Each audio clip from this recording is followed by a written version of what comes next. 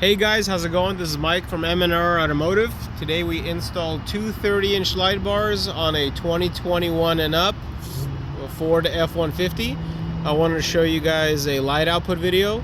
These are the factory halogen headlights. These are the high beams.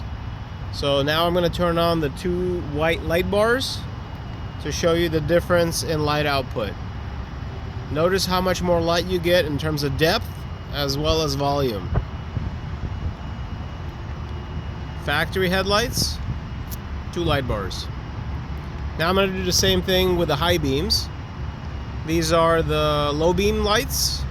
These are the high beams. Light bars. Makes a huge difference.